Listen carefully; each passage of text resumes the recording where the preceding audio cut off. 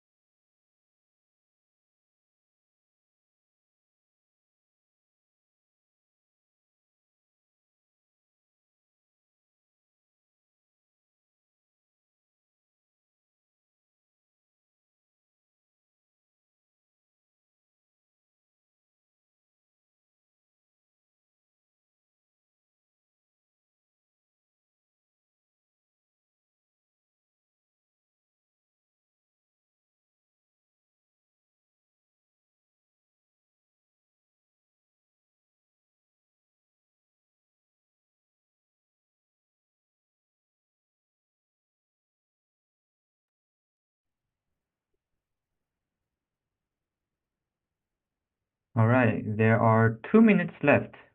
Less than 2 minutes left. If you have not yet submitted your answers, I suggest you do that right now. There are only less than 2 minutes left. If you have not yet submitted, I suggest you do that right now. Late submissions will not be accepted.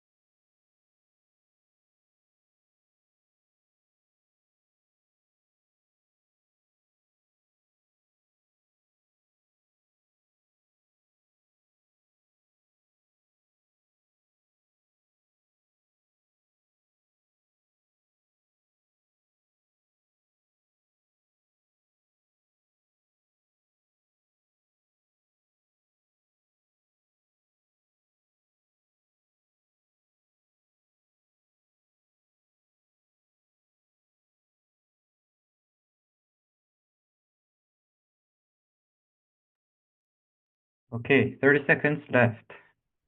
The final assessment is worth a lot of points, so if you have not yet submitted, you should be submitting right now. The assessment will be closed very soon.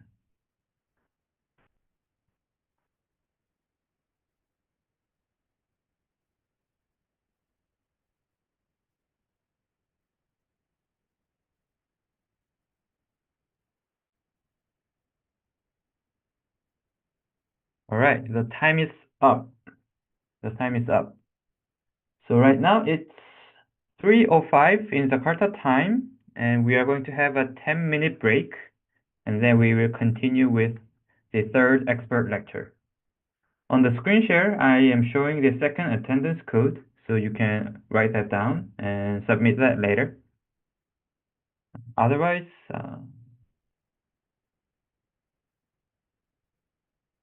Yep, I will see you after 10 minutes. And of course, during the break, you may turn off your cameras. Thank you and see you later.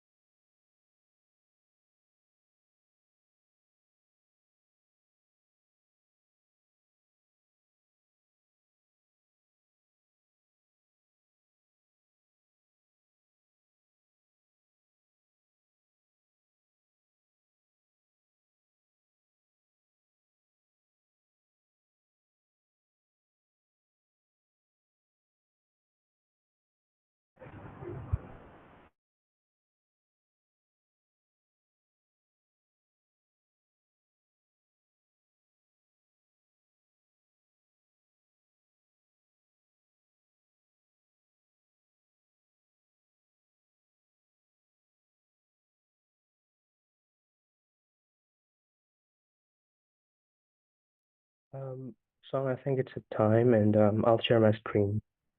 Okay, sure. All right.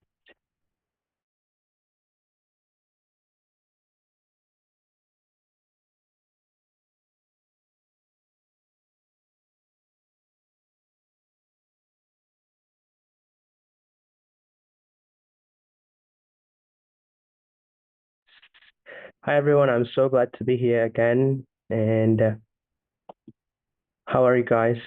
Good? You're doing good? Or decent? Good. Yeah, because final day, and you did the final assessment also, kind of like an exam. And today is a bit different than the previous lecture I did with all of you. And also it's totally different with Mr. Gifar's presentation. Today we're going to talk about something that you think, oh, well, actually it is a very, very illegal thing. There's a lot of illegal stuff in the dark web. So the title of today's presentation is Privacy Paradox. So it's kind of like a philosophical dilemma about dark web because this tools was designed to, preserve your anonymity, protecting your privacy, but also at the same time, in the opposite, this tool also empowering the crime. It invites a lot of criminals from the surface web, from the deep web, and yeah, today the title is The Privacy Paradox, The Onion and Batman. Onion, as you know, the Tor stands for the onion routing. So onion here represents the architecture of Tor. And Batman represents this silent monitoring and responsible threat defense, which is our NSHC solution to, combat the dark web, like data breach and yeah, ransomware attack. So yeah, let's start. Let's dive the rabbit hole. So what we're going to talk today, our goals here, first, understanding the internet layers, surface, deep, and dark. And we touch a bit about dark web history because it's very important to understand what's the idea behind dark web, what's the foundational reason why dark web exists, and about its architecture as well and contents inside dark web. I'm not demonstrating like directly opening a dark web because it's full of it's full of harmful or sensitive information and also advertisement. If you ever go there, you understand what I mean. And then we talk about data breach and the reason why there's a data breach, and then the countermeasure, which I will introduce you to NSHC solution. First, we talk about internet layers. So I'm pretty sure all of you here likely know what's the image. Like internet is like an iceberg, right? But what do you think that distinguish deep web and dark web? What's the difference between deep web and dark web, or even surface deep and dark web? Do you guys know what's different? Maybe some of you already read about it.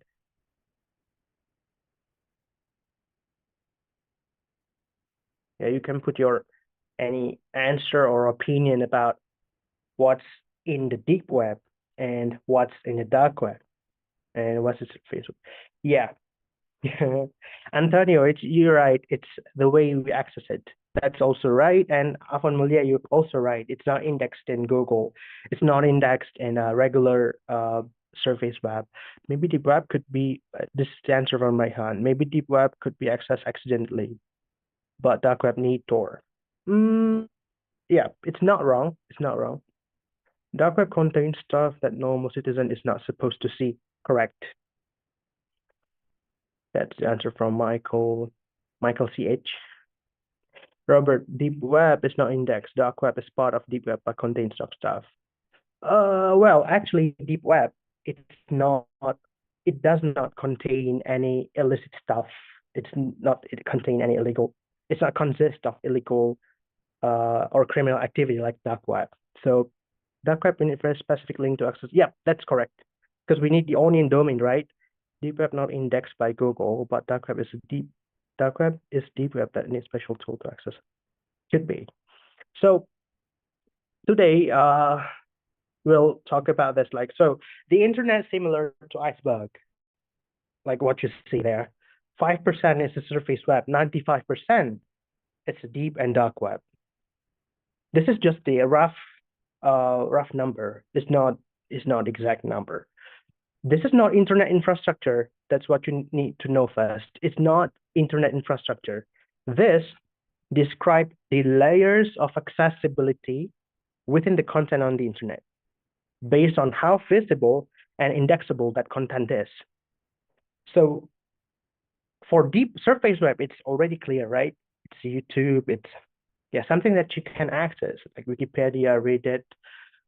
And then for deep web, if you need credentials, if there's a paywall or subscription, anything that requires money to open the content or need credentials for the content, it's deep web. Or something that needs a special token, that's also deep web.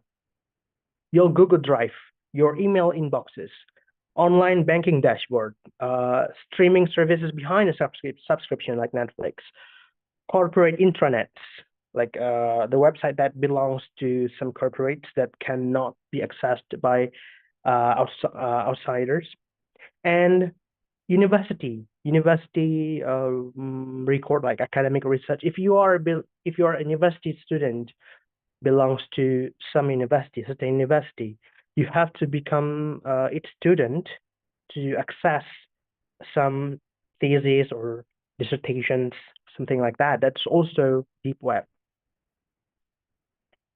And private forums and Slack workspaces, and sometimes Notion. It could be basically anything that requires credentials, login, and requires money. That's all deep web. But dark web is something totally different. It's way different. It's a completely opposite of the previous layers, like surface and deep web. The foundational infrastructure is still the same. They use IP address. We say using the same internet on the bottom of the sea, the pipe, the internet pipe. And to make the analogy, we use a hotel here. The hotel lobby and restaurant, it's open to everyone. Like you go to receptionist, hey, I want to go to the restaurant. Oh, right. It's right there. You can walk in, you can look around, you can see the menus, you can talk to the staff. No reservation or special access needed in the hotel, right? But in the hotel also, if you're asking a rooms, guest rooms or staff only areas, that's a deep web because you need a room key, a card, the receptionist. I want to go to this room. Okay, where's your card? This is my card. Okay, you can go there and you can open the door. That's a deep web. But dark web, it's the secret underground. It's the secret underground club under the hotel. No signs, not on the hotel official maps. You need special instructions or even some special key. So yeah, that's the kind of like the analogy that I think suits the explanation and definition of the surface, deep, and dark web. Okay, let's talk about dark web history. So speaking of history, the goal of the onion routing was to have a way to use internet with as much privacy as possible. And they have the common belief that internet users should have private access to an uncensored web. And the idea was to route the traffic through multiple servers and encrypt each step of the way, just like Onion. Onion have layers, right? And Yeah, just want to let you know a brief history about the internet. 1960, it's all when the internet developed by Paul Barron, person from US and UK, Donald Davis. And then in this 1969, the most famous ARPANET, which the ancestor of the internet, connecting universities, the University of California, UCLA in Los Angeles, and then Stanford Research Institute, SRI. They connect this university to have a connection, and then they can communicate each other, helping the research, sending documents, sending messages. And then TCP/IP was founded later in the 1970s. Then in 1990s, the lack of security on the internet and its ability to be used for tracking and surveillance becoming clear. In 1995, 3 people from the US Naval Research, NRL, David Goldschlag, Mike Reed, and Paul Stevison, they work for US Naval Research. They asked themselves, if there was a way, is there a way to create internet connections that don't reveal who is talking to whom? Even if someone monitored the internet, they cannot detect or notice which highlighting which user using the internet. And the answer was this one: anonymous connections and onion routing. This journal published in back in 1998, and you can check this out on IEEE website if you are curious. So they started the idea and the concept of anonymous connections and onion routing. And right, so 1990s, the idea of the concept of onion routing for anonymous communication was born. And they explained that these 3 people explained that anonymous communication was designed to rely on a decentralized network. I know, I see the resemblance of Bitcoin here, actually. So anonymous communication for Tor is where your identity is hidden using many independent computers spread out across the world, decentralized network. Instead of single central server who can take over or monitor or regulate the network, so it's regulator free, no central server, no central authorities that control the network. So everyone has the even right. They have the equal right. And just after several years, in the year of 2000, fresh graduate from MIT, Massachusetts Institute of Technology, joined the project. A person named Roger Dingledine and Nick Mathewson, yeah. So they joined because they're interested in this project. And do you know that the term store, the onion routing, comes from them? So Roger and Nick come up with this name, the onion routing. And after that, it began popularity. It gained some popularity.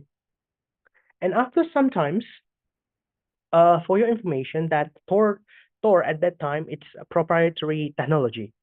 It's used by private institutions. I'm talking about NSL, NRL, US NRL. So it's private for US military. And then they started to think like this network needed to be operated by entities with diverse interests and trust assumptions. And the software needed to be free and open source software license to maximize its transparency and decentralization. Basically, what they want is they want lots of different people to run the network so no one could take it over. Well, maybe some of you think like, why don't we make it private to US Army or to US military or to government agencies? I will explain this at the end of this session. What's the reason of this? And that's why in October 2002, when the Tor network was initially deployed, its code was released under a free and open software license. Everyone can review the code and join the project.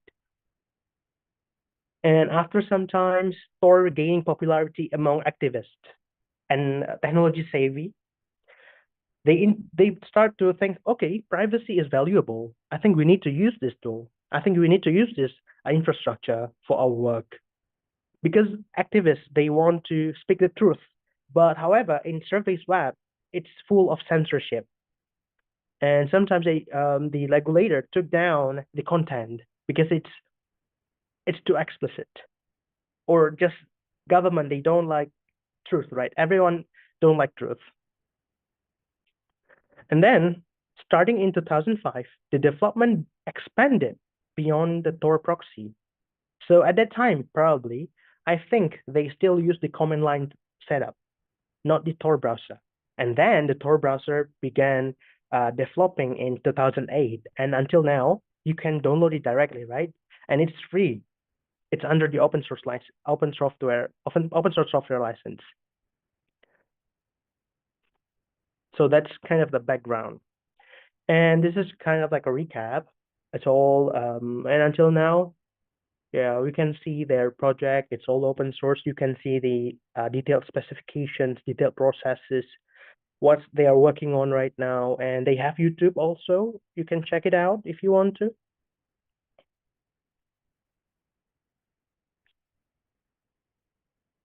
Okay, let's talk about dark web. We try to understand it a little bit. So as I said earlier, Tor, which stands for the onion routing, is a free and open source software. It enables anonymous communication online. It is decentralized. It's run by many volunteers. It could be servers, computer around the world, across the globe. And Tor network, like an exclusive place, where the traffic will stay and fully encrypted by Tor. So it is separated from the outside world. It is exclusive for the Tor world, but that's only when you access the onion site. So when data is sent over Tor, or basically you make requests or clicking search on the Tor browser, both request and response is encrypted and routed through three separate nodes. Yeah, to three separate nodes. The guard node or entry node, the middle node, and exit node. So this multi-layer process is complicated, but it's super, super safe and clever.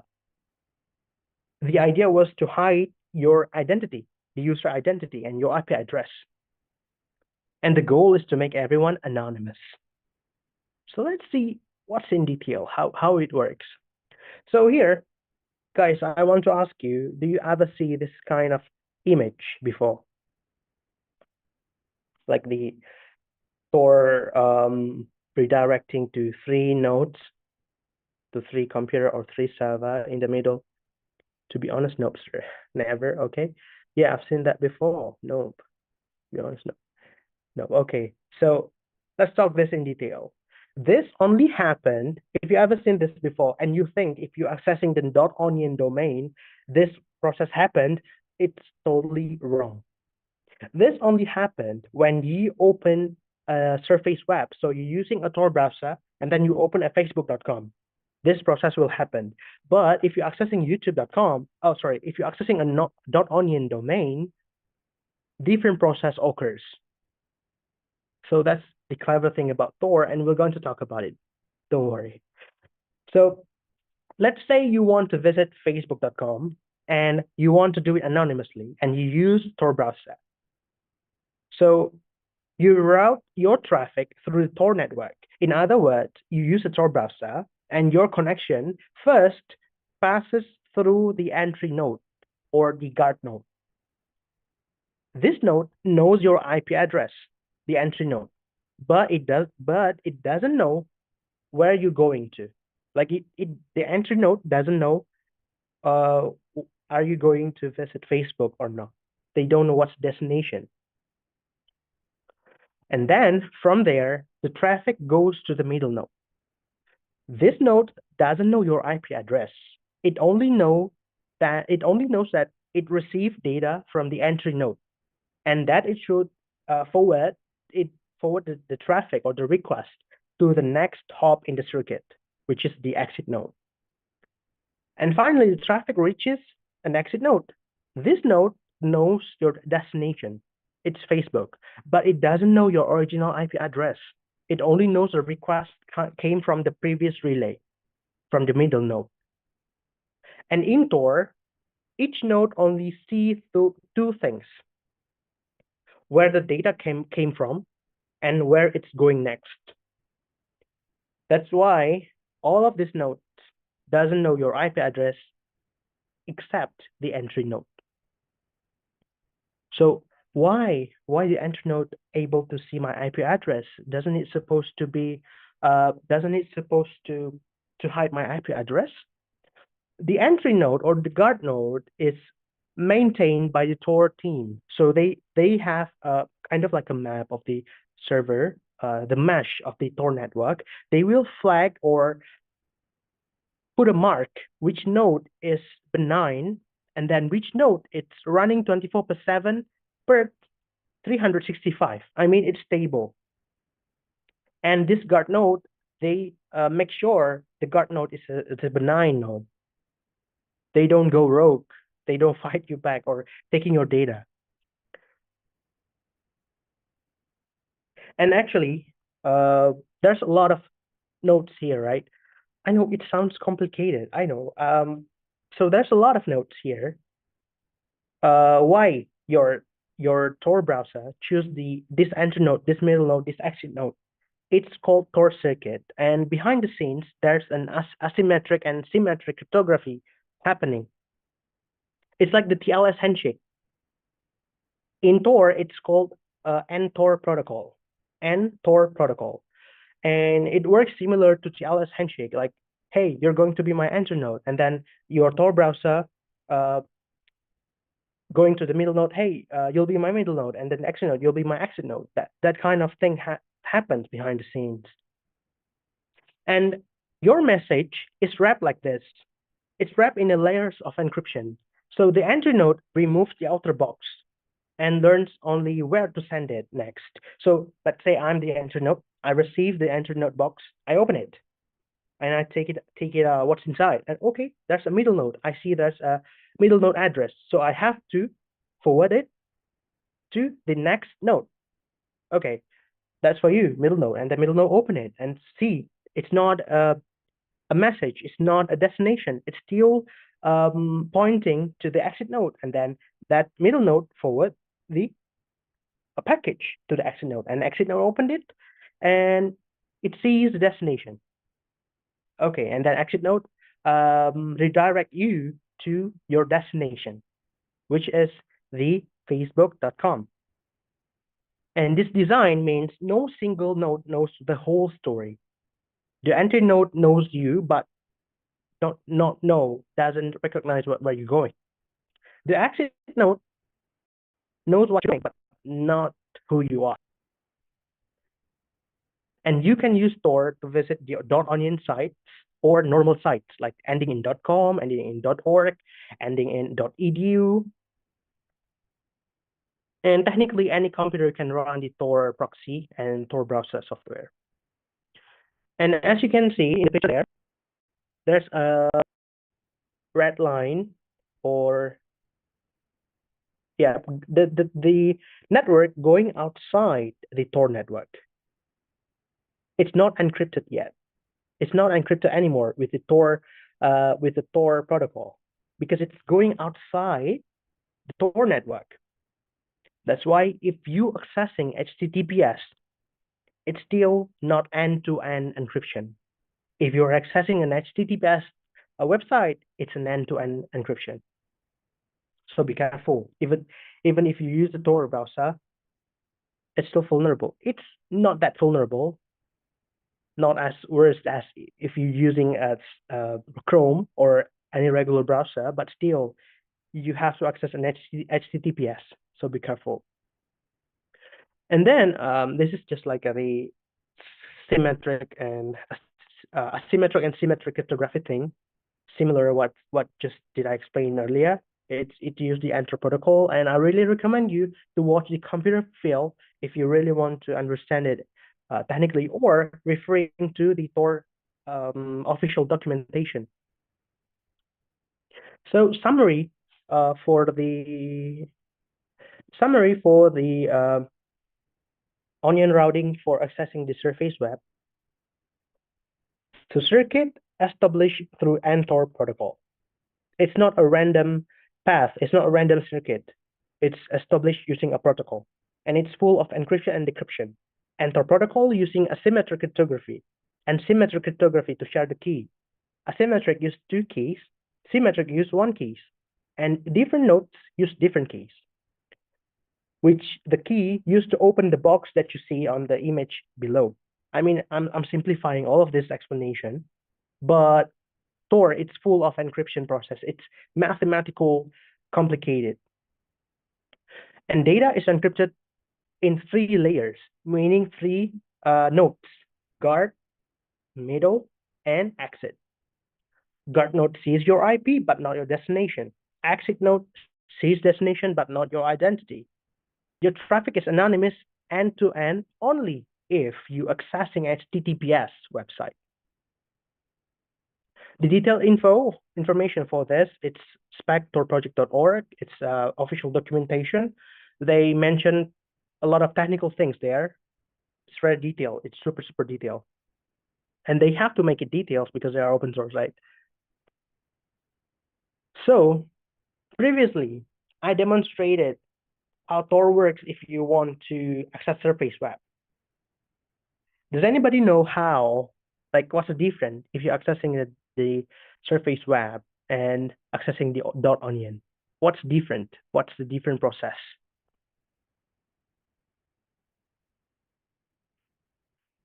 What can distinguish, okay, this one accessing the .onion, this one accessing the surface web or regular website that end in .com, .org, the DNS? Honestly, yeah, could be. Yeah. So just a bit heads information. DNS in Tor, it's called hidden service directories. So they don't use DNS because DNS use IP address, right? Domain name system. But in Tor, they don't use IP address to conceal the communication. Well, I'm guessing some of you, I think all of you do not understand how the .onion works if you're accessing the dark web. Okay, I'll explain it in detail. And please hold on, and because it's going to be a bit complicated, more complicated compared to the surface web. So previously, I demonstrated how Tor works if you access the surface web.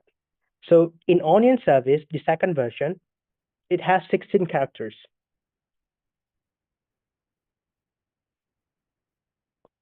So I'm reading the Fidelia question. Is the Onion side also protected through the 3 layers similar to client or user using Tor?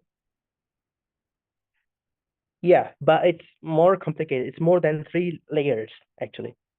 Not by adding one more node in the network to conceal the Onion site and also your IP address. So in Onion service, the previous one that was in 2022. 2022 is the end of the second version of Onion domain. So if you see any domain that has less than 56 characters, it's a fake domain because it's already deprecated. Or if you see any domain more than 56 characters, it's also a fake domain because they always have to use 56 characters for Onion site. And guess what? The Onion site, something that looks like cipher, actually a decoded public key.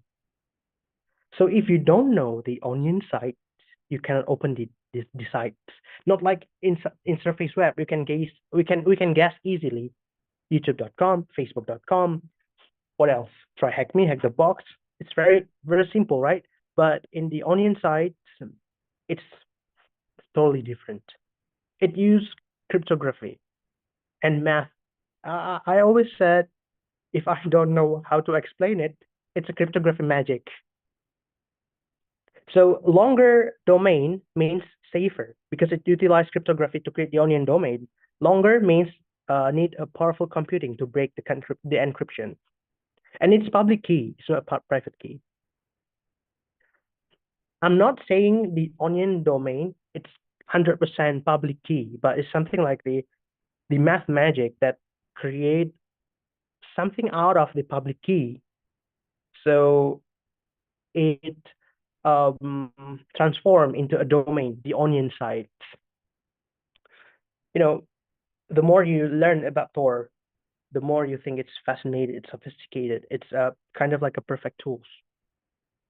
Because after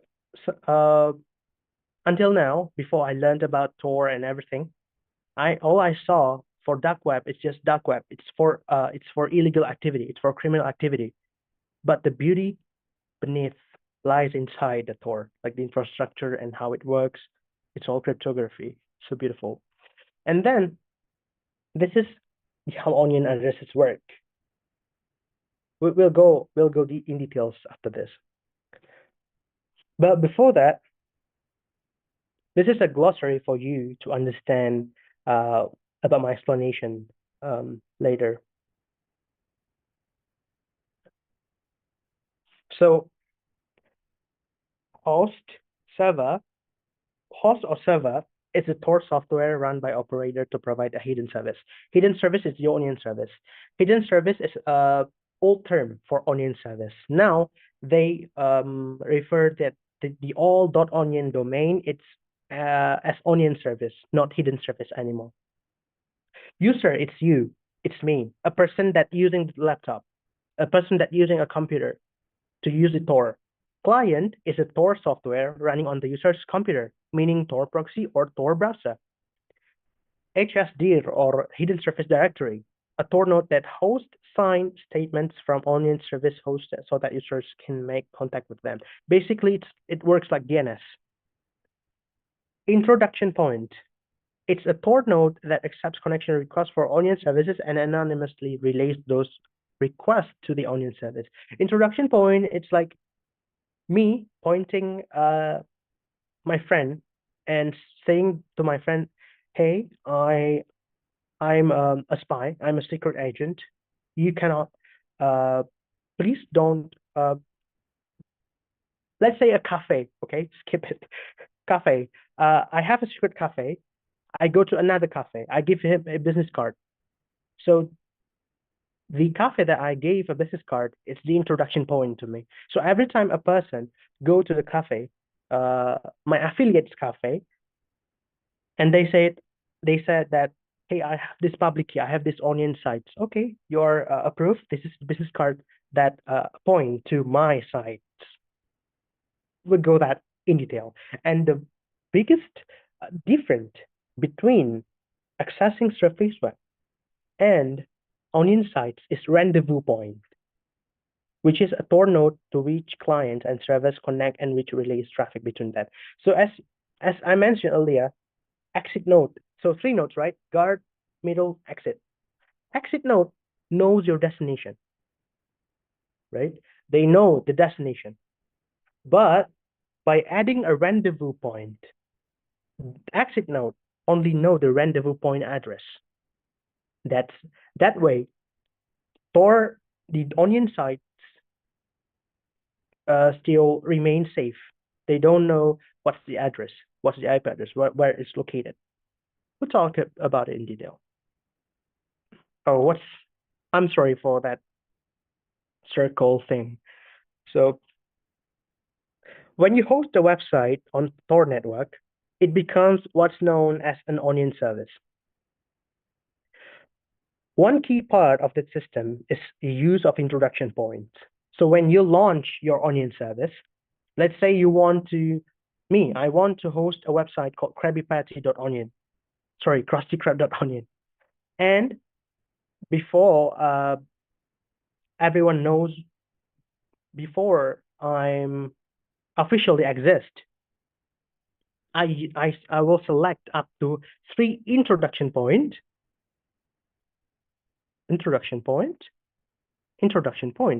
and those circles, the yellow and the blue one, it's the guard and the middle node. And that way, the introduction point never know where am I.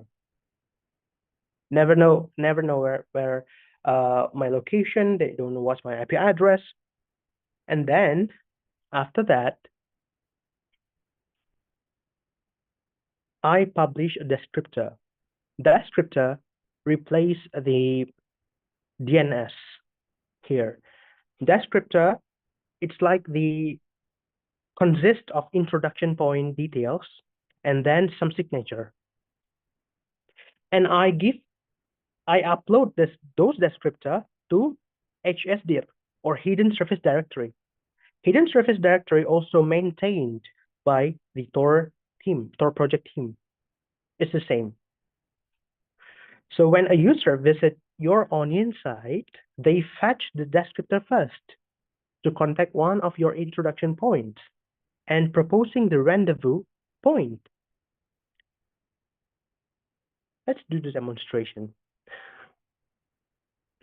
So some chat. Oh, the link are like randomized character with the Onion. That the link from Afwan. It's the link are randomized character with .onion in the end. From Ramadana Khalaf. So when we are accessing an Onion site, we actually connect to the rendezvous point, not the actual server. We'll talk about that in detail, okay? That's a good question. I'm curious what mechanisms actually protect users from a malicious or compromised entry node. It's also mechanisms actually protect users from a malicious or compromised entry node. Oh, entry node, it's hard to be compromised because entry node maintained or managed by the Tor project team. They flag a benign. They spot a benign node or malicious node. And is it also a cryptographic thing? Yes. Because if you are being a guard node, you have to, you cannot see. If you own the guard node, you cannot see the details, like who's accessing your server. Even if you cannot see where the connection going to, destination. Okay, we give example when someone clicks search on the Tor browser. Let's say we have this .onion. Let's say you're hungry and wanted some burger, and out of the blue, you remember there's a Krusty Krab.onion in the dark web. So you type something on your computer through the Tor browser, which is your client. Tor browser is your client, and then the Krusty Krab.onion, and then enter search, enter the button, enter, click search, right? So, and before you connect to the Onion service, you have to know what is the address. And that's just a made up address. Don't try to search it because I don't know what's inside those address. And your traffic first will be to go to guard node. And the guard node actually will stay in your Tor browser, like it's saved like a cookies in your Tor browser for 3 months. So guard node will never change up to 3 months. And after 3 months, there will be a rescheduling, like putting other guard nodes to you. And it's managed by Tor project, Tor team. And then your traffic will go to guard node. Guard node know your IP address, but all it knows just your destination. I mean the next hop, which is the middle node. And what's next, right? That's the question. What's next? HSDIR, Hidden Service Directory, to retrieve the descriptor. All this happened because of the cryptography. Like why it's going to the HSDIR and why the middle node know the HSDIR or your Tor browser know the HSDIR. And then you got the descriptor. You retrieve the descriptor where it holds data about the Krusty Krab.onion. Then, and only then, you will create a new circuit to the introduction point. I mean guard node. middle node, introduction point, because you know the descriptor. And also, on the other side, you're creating connection, guard node, middle node, to rendezvous point. And then introduction point will introduce you to the onion sites. I see some comment. Is it free to host an onion service? Yeah. For payment, I not really understand, because if you want to host a website on the onion service, you have to use the cloud service on the Surface Web. But because Tor network, it's full of encryption, the cloud service even doesn't know what you do with the Tor. And sometimes, do you know Silk Road, right? The one market that I mentioned earlier, they use local cloud service provider. I don't know if it's in Sweden or Canada or somewhere around in the world. They use a local service provider. I'm guessing the reason of it's because they if they use AWS, it's too easy to spot, right? It's a famous one, so they use the most like a kind of like a discrete cloud service provider, and then every time they use it, they connect to a VPN. That's what I've read. So it's it's completely conceal the activity, and the owner of the Silk Road, I forgot the name, which is it's very weird. They use a fake identity to this cloud service provider. So it's kind of confusing and complicated in the OPSEC. That's related to the OPSEC. I hope that answered your question. And then introduction point, we'll get back to business. Introduction point will forward all of your connection to the onion sites. And that's for verification process. Introduction point, forward your traffic to the onion sites. Middle node, guard node, on the reverse, and then crossdecrypt.onion. So it will send a secret string to the crossdecrypt.onion, and then your Tor browser, your client, also send a secret string to a rendezvous point. And then that kind of verification is for making sure you are a trustworthy client. You are a benign user. You're not malicious. And it will look like this. So I stole this from the Tor documentation because they use a good diagram, a good image. So the secret string and then the rendezvous address will send from the introduction point to the crossdecrypt.onion. And then the same secret string go to the rendezvous point. What's for? This, sorry, for this.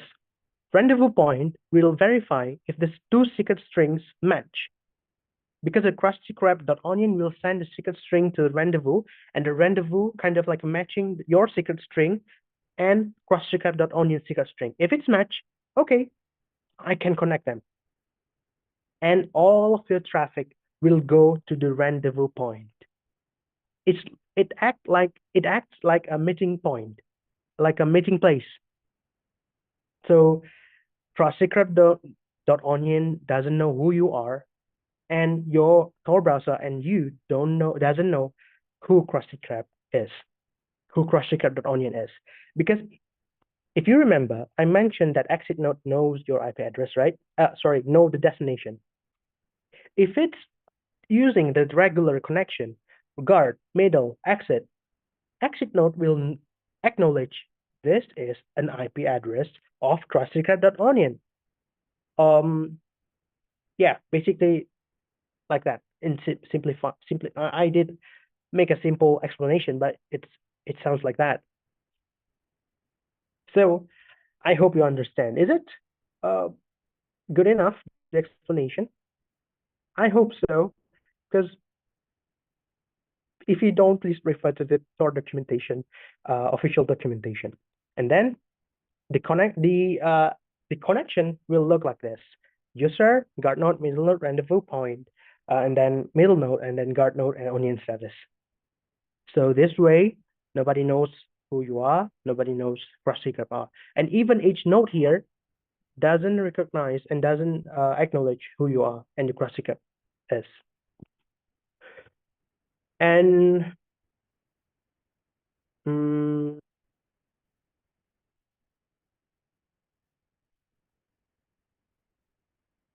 yeah, if you have more question, probably you can ask in the Q&A session, and I read the current. So the introduction point, just like handshake process with the domain. Yeah, introduction point is just like a handshake process, like a TLS handshake, doing the verification thing.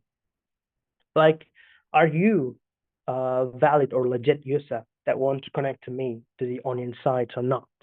So what's the point of the introduction point if secret traffic is from the random? So what's the point of introduction point if secret string and traffic is from the random? Oh, it's for verification. It's for verification. Yeah, it's for the verification. It's here. So the crusty-crab.onion doesn't have the secret string yet, but it's from you. And also, how did the crusty-crab.onion know the rendezvous address? If you don't give it, then you give the secret string and rendezvous address to the crusty-crab.onion. And that way, crusty-crab.onion know the rendezvous address, send the secret string to rendezvous, and rendezvous will act to verify all of this string to match the string.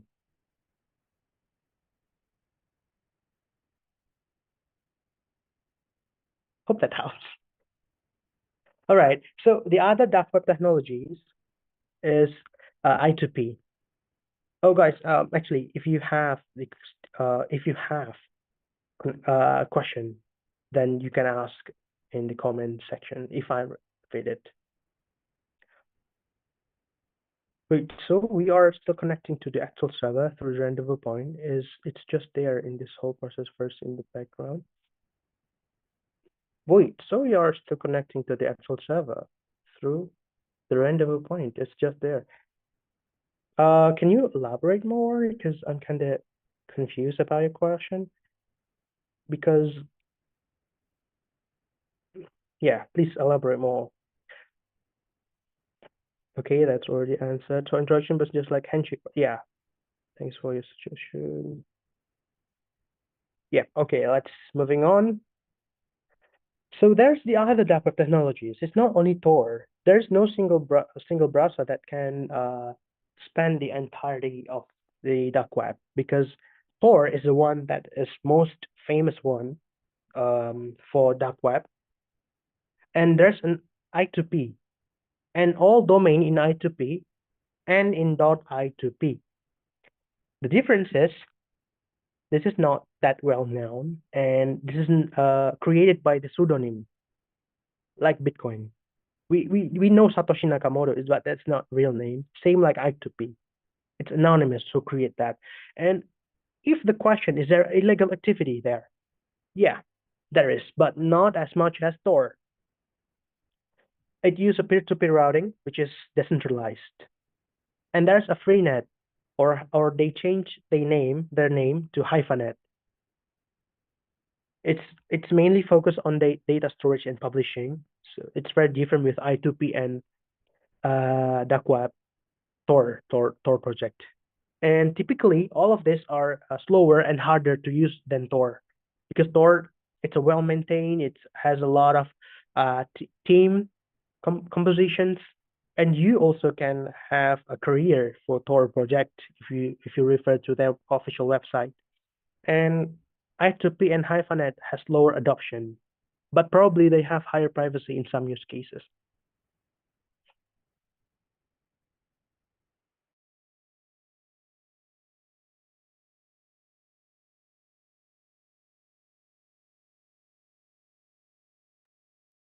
Okay, let's talk about the threat landscape and examples. Basically, the content inside the dark web. So, why security professionals must pay attention for dark web? And before that, it's important to note that it's important to understand that privacy technology is neutral. But many actors on the dark web use it for malicious purposes, for criminal activity. Do you ever heard the saying, a sword never kills anybody? It is a tool in the killer's hand. So it depends who using the Tor. Tor gives the same advantage, which is persistent anonymity. Everyone is anonymous. That's great for whistleblowers like journalists, activists, if you are a good person. But we live in Earth, right? We live on Earth, not heaven. So this tool also invites ransomware gangs, exploit traders, and financial fraudsters. So let's break it down.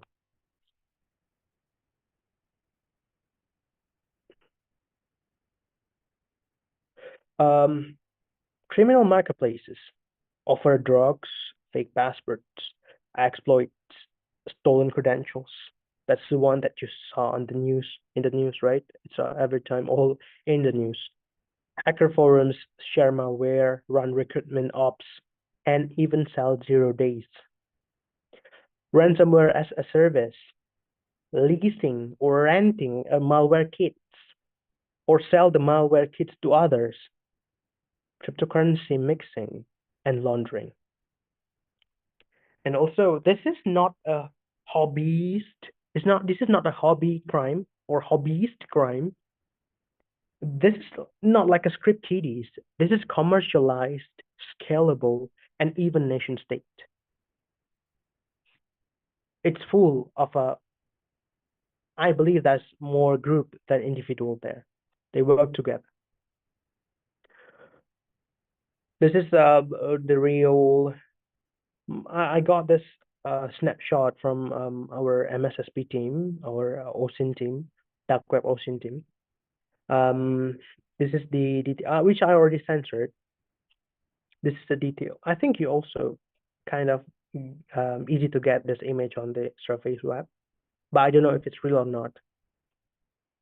So this is the high-income Americans detail, which you can see all of their information. I'm talking about PII, personally identifiable information. And Silk Road, the first, the notorious, the big, the dark web market that use Tor and crypto transaction, which is a perfect combination. At that time, probably all of us didn't know how to track the cryptocurrency. That's why they use a cryptocurrency, crypto transaction. And they combine it. No, it's actually only one person. This person combined the dark web, Tor technology with crypto transactions. This is the model, the pioneer for other markets. Actually, the creator intention, the reason he built this website, it's because he just wanted to sell and buy anonymously. However, human nature, when we gave someone a mask, they tend to, reveal their real side.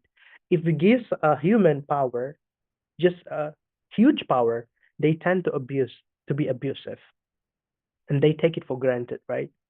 And they start to sell illicit materials, contraband, etc. This market, known for drugs market, listing 14,000 products. And the owner got lots of money. And this changed the dark web e-commerce forever. Well, it was taken down now by FBI after running like 2 years. Silk Road, just a first of many. Cut off one head, 2 more shall take its place. So you need to watch documentary actually about this one, because it's really teach you about operational security. Alphabet, villain or criminal, they tend to be complacent. They satisfied with their achievement. That's why they became silly, kind of like silly. They did something.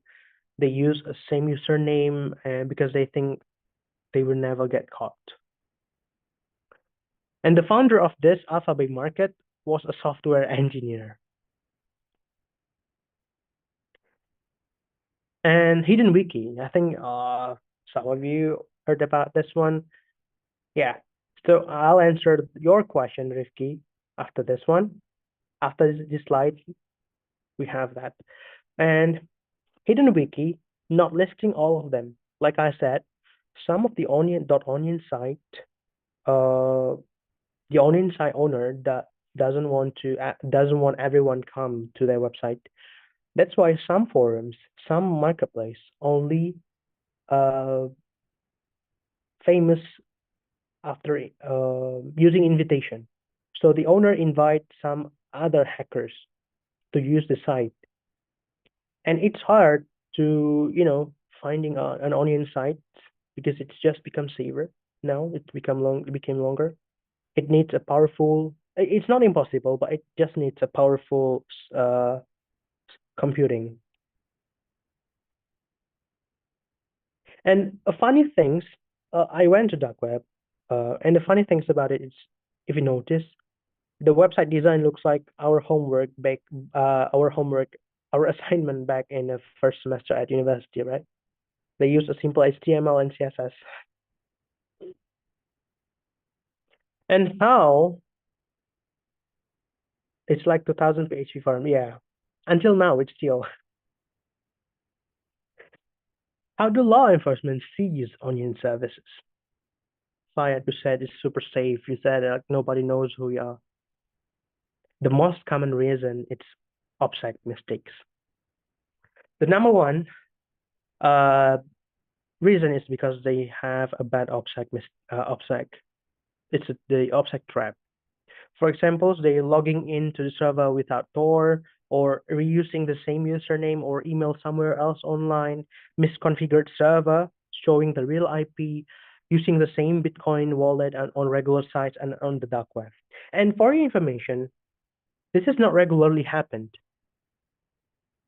I mean, not every hidden site ceased, because you seize one site, another two will replace it.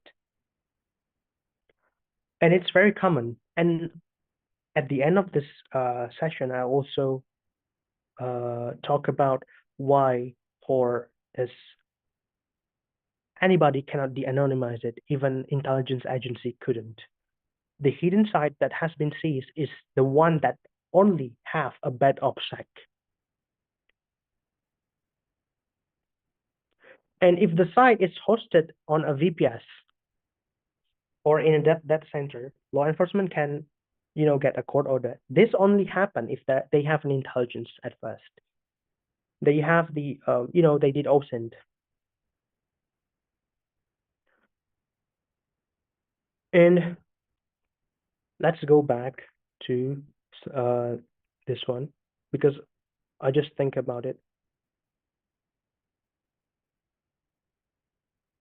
Oh, which one? Which one? This one? Not this one? Not this one. We go back to very, very beginning. This one. If you can control the entry node and exit node, you can do an attack called time correlated attack. This is the vulnerability of Tor. And that only happened if the entry node also compromised. And that's almost impossible. But if you do that, you can do the time correlated attack, like checking the data. For example, in the entry node, 25 megabyte. On the exit node, it goes outside the Tor network. It's still 25 megabytes. Then you can do like time correlated attack and counting, like figuring out what time is how long it takes from entry node to exit node. Yeah, basically it's cryptographic thing. And it's the success rate, I think it's pretty small, because nowadays, last year, the Tor user, it's almost 2 million people using Tor. And if you check the Tor metrics, Indonesia is top 10 of the Tor browser user, which they don't use a VPN, or they open their laptop, their computer, they directly connect to the Tor browser. So Indonesia top 10 of using that. They don't use VPN, they don't use a VM, they directly connect. Oh, it can be used VPN, but it can be used VM, but they connect directly to the Tor browser. One of them must be correct. Okay, let's get back. Well, it's kind of long. journey to get back there. Okay, so this is a case studies from some incident.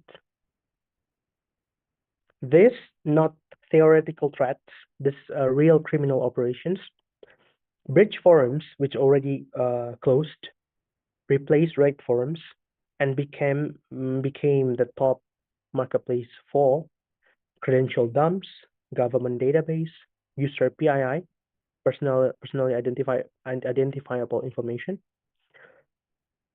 and then Lockbit, DarkSide. They operate like ransomware corporations. They lease the malware kits. They run leak sites on Onion. Genesis Market, it's already ceased now, but do you know, I believe that there's no news about the next gen of the Genesis Market bridge forums because the Onion sites it's not easy to guess, right? It's not guessy. It's a key. And then yeah, and you need to understand the motivation of them is basically all of them need money, right? It really depends, actually.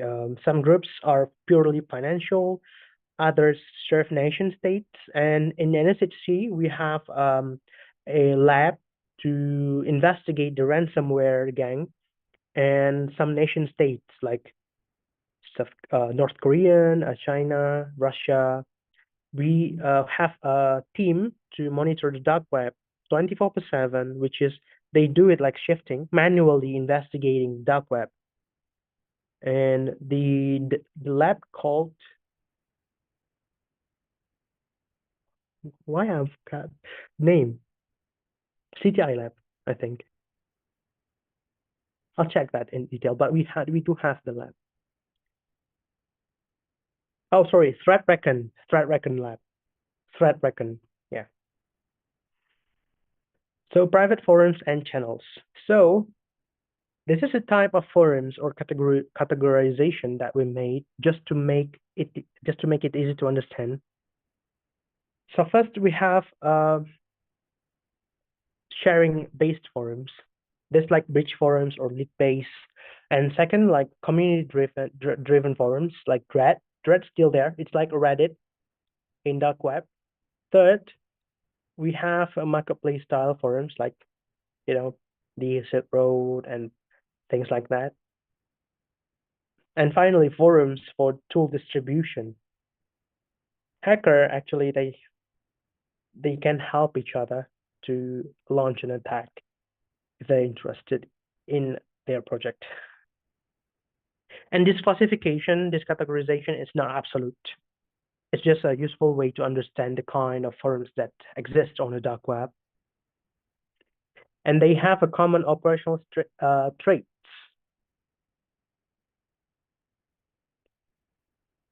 Sometimes they requires an invite code or proof of assets. Like, I want to join this forum. What's your portfolio? Like, what's your achievement? What's your achievement? Like a portfolio or invite code, or some need money or crypto to enter because they really skeptical about the law enforcement or journalists or just newbies to enter their forums. Okay, data bridge. There's a lot of data inside dark web, on the dark web.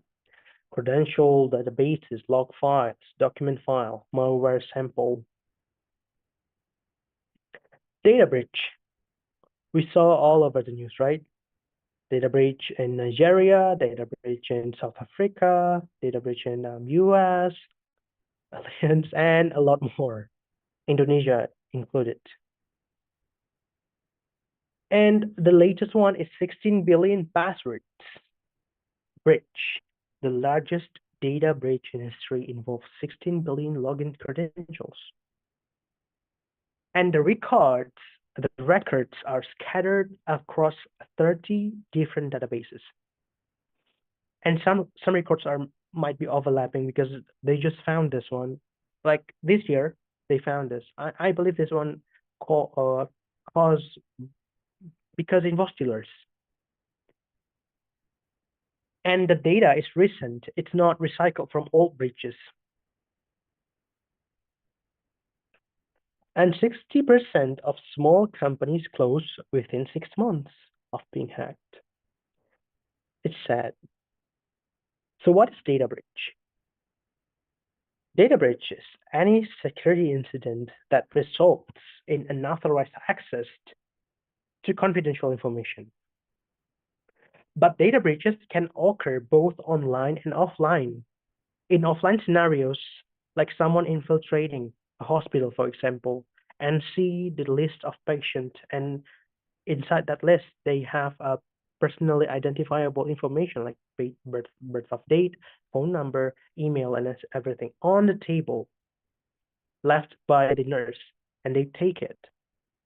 That's a data breach as well.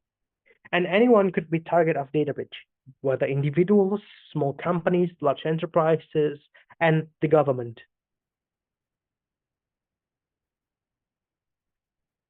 So what's the cause of data breach? First, weak system. Hackers tend to exploit this, and it's incredibly easy for them because company focus sometimes focus on the higher score of vulnerability. They don't care about the lower vulnerability, and sometimes, according to my conversation with some pen testers, they exploit this thing. And then stolen credentials. It's already there in the dark web. What you gonna do with that? And expanded attack surface. Like nowadays, work from home is a common thing, and home network security, company doesn't know and doesn't assess the home network security, phishing attack, and the probability of workers or staff using more than one devices, and maybe it's personal devices that connect to the working devices. So what can stolen credentials do? First, unauthorized access, like they just log in. Why they have to do the hacking? Like I have the account. Okay, let's just go to the website and log in. And that's all. And then phishing attack. It's very common. Financial fraud, identity theft, like using the stolen credentials to be someone acting like the owner of the identity, impersonating, and then account takeover. And some of this resulting in data breach.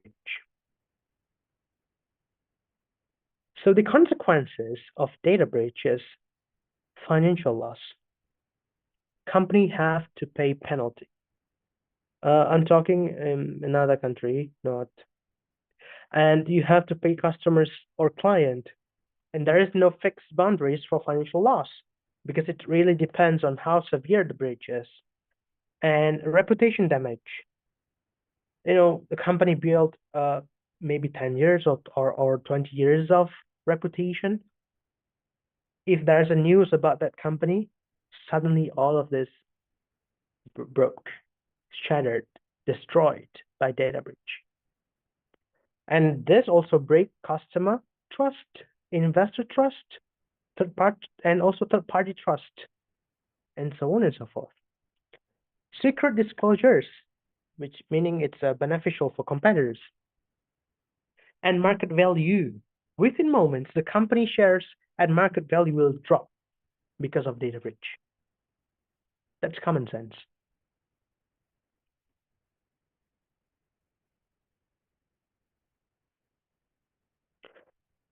So 86% of breaches for a basic web application attack involved the use of stolen credentials as initial access. And I bet that they don't have to attack or hack, like I said earlier. They just log in. I mean, it's on the dark web, the credentials floating somewhere on there. And there's a hidden cost of data breaches. Time to identify and contain. Data breaches take far longer to resolve than most people realize. Globally, it takes on average 191 days to up to 212 days. That's only to identify the breach. Not stopping there. Not stopping there. There's another additional days to contain it. Means almost 300 days or more than 9 months. That's nearly a year from the start of an incident to its resolution. If you have a business plan in the beginning of the year, it will be messed up because of data breach. Plenty of time just to identify and contain. But faster detection and response can significantly cut both costs and risk of data breach.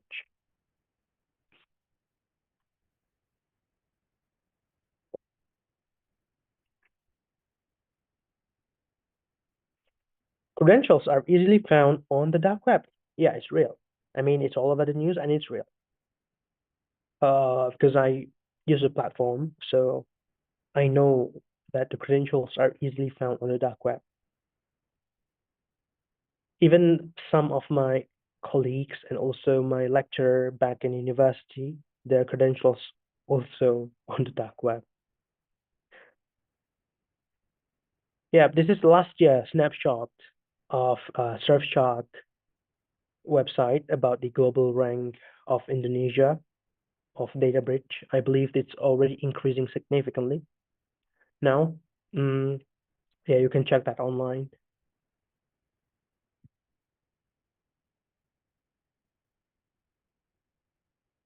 So limitations. There's a challenges, right, to monitoring or handling dark web data, dark web or data breach incident, and we want to prevent this happen. We want a preventive measures, not only mitigations. And there's challenges. There's some limitation. There's challenges when it comes to dark web, and the explanation, my presentation earlier on the slides of how dark web works. It's all to describe to all of you that Tor is a sophisticated tools for this, and it looks like it was made to be perfect and protecting your privacy and surfing anonymously. Onion services are not indexed. It's not like the Surface Web. Google cannot crawl the .onion. Many are password protected. It's invite only or require payment in crypto to access it. And sites, do you know that sites only available on several days or even several hours, either to takedowns, scams, or rebranding. Do you know that each market in the dark web attacking launch the DOS attack to each other, to their competitors in the dark web? That's happening on the dark web. And then monitoring the dark web, it's extremely difficult. Of course, it's difficult, but it's not impossible. Like using the crawlers to crawl the Onion services, to Onion page index. If you know, like Ahmia and Tordex. What else? Dark web search and Torch. If you open Tor browser and then go to Wikipedia, you can easily found this Ahmia, Tordex, Torch, and dark web search. What's all this? This works like Google in dark web. So if you type something, it will give you the result according to your keyword. I know you are curious. I really want to demonstrate it to you, but it's too, I don't know, it's too sensitive to show that thing here. And yeah, keyword and brand monitoring, credential detection, cross-linking. Like, for example, there's a ransomware happening on the Surface Web. Like, it's all over the news. Ocean Investigator matching the keyword into the dark web. Like, for example, someone talking about A in a surface web, and then the ocean researcher go to the dark web and find a forum that talks about the same. Sometimes it it will brings you to the culprit of the incident. Right. Okay. This is when I want to demonstrate this tool. It's called the BOIM. It's a cyber risk management. It's a digital risk protection, DRP. The BOIM stands for Business Operational Intelligence Management. If you talk to a C-level person or a business person, there is no cyber security risk. It's only business risk, because if ransomware happened, the business disrupted. So cybersecurity risk from a business standpoint is a business risk, not a cybersecurity risk. And the BOIM here, some features for this one. It uses whitelisted IP. And then a whitelisted IP means only certain IP address can access the platform. Account monitoring. So we will monitor your account on the dark web, and then dark web search, which you can find company assets inside the dark web. Either it's a document, image, document like a internal information about confidential data, or a blueprint like that, and also audio files, and other things as well in the dark web related to the keyword you input on the platform. And we assess similar domains to you, like same icon, same IP, and placeholder, to prevent phishing attack or mirroring. And hacking group report, like I said earlier, ThreatReckon will, the lab will provide you the news, like what's the current investigation, what's the intelligence from them to you, to the client. And also you can generate the report or exporting the results data. And after this, after we have the wrap up, I'll demonstrate it to you. So this is why in the beginning, like the idea of Tor, the Roger and also Nick wants everyone involved in the Tor project. Oh, sorry, it's for the next slide. This one is Tor stings. I mean, this presentation was a leaked NSA document. Sorry for the blunt, guys. Sorry, kind of a bit blunter. So this presentation, it's a leaked NSA document. Can you guess who leaked this document?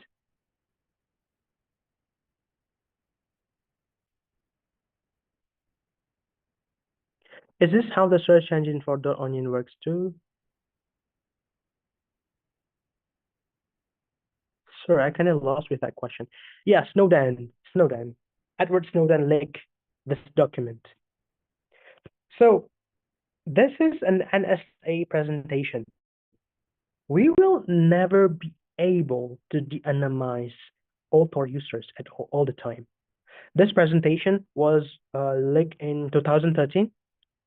At that time, Onion domain still use the first version, and then they do not use the current the modern cryptography.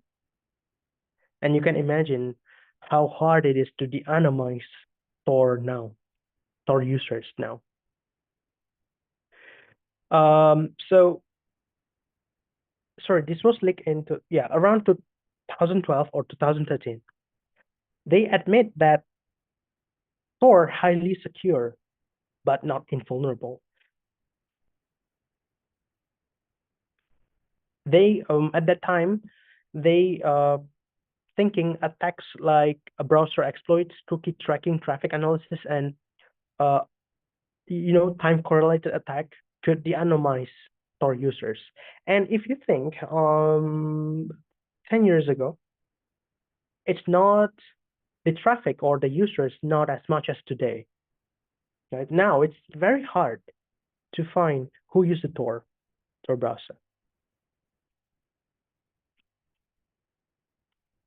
And like the Roger and Nick Matheson, Roger Dingleton and not Nick Matheson mentioned, privacy infrastructure only works when bad actors use it too. Privacy only works when everyone uses it, including the people we wish wouldn't. This is the core of privacy engineering, cryptography, and operational security. Because if you create Tor as a proprietary tools for US military, everyone will make all hackers around the world will targeting the Tor browser, Tor project, sorry, Tor network. And if they success, they gather all information about the Tor user, which is only police, only intelligence agency. I mean, this is highly targeted if they only use it for certain entities, right? Anonymity needs a noise. If a government sees traffic on the network, they will immediately know. I mean, the hacker sees a traffic on that network. If it's a proprietary tools or limited to government, this person must be police. This person must be a spy. This person must be a government-related person. Then privacy gone, mission failed. But if criminals, activists, journalists, normal users also on the same network, it invites high traffic. Millions of people will use it. It's much harder to know who's who. Like a lot of people using it, and everyone is hiding in the same crowd. Blend in. This called the anonymity set, and the bigger and noisier it is, the stronger your privacy. And in cryptography, everyone's traffic looks the same, right? Okay, I hope that's answered the why Tor become public and open source and free, right? Okay, I will demonstrate the tool. I hope it works good now. I will stop my share screen.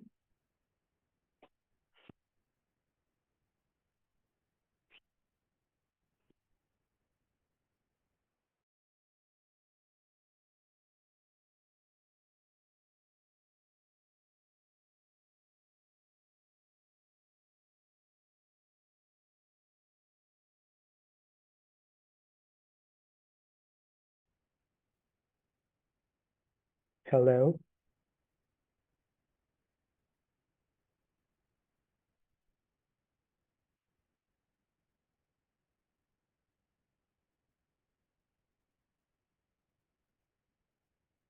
Oh yeah, okay. We can you okay, all of you can hear me now. Good.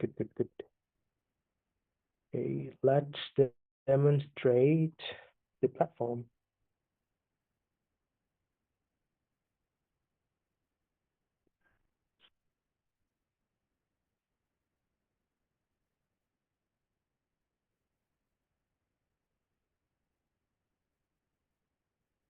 Okay, this is the platform. All of the data here, it's not real.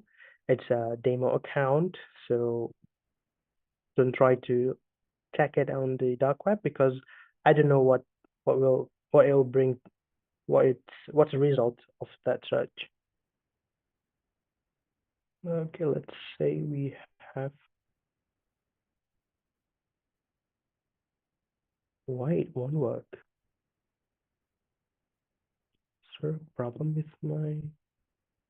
Oh, suddenly, okay, that works now. It's not work. Monthly, yearly.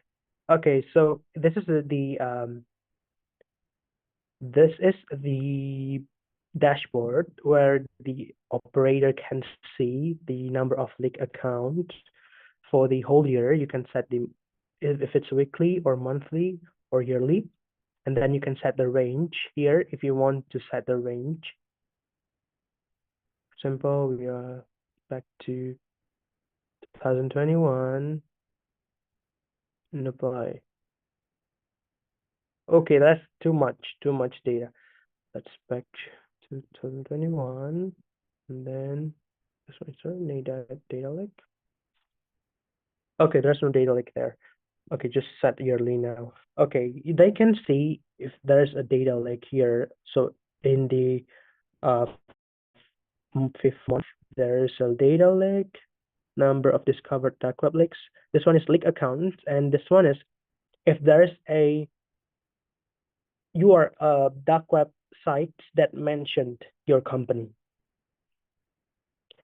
And then type of information leak on the dark web email document. You can see 56 document there and total.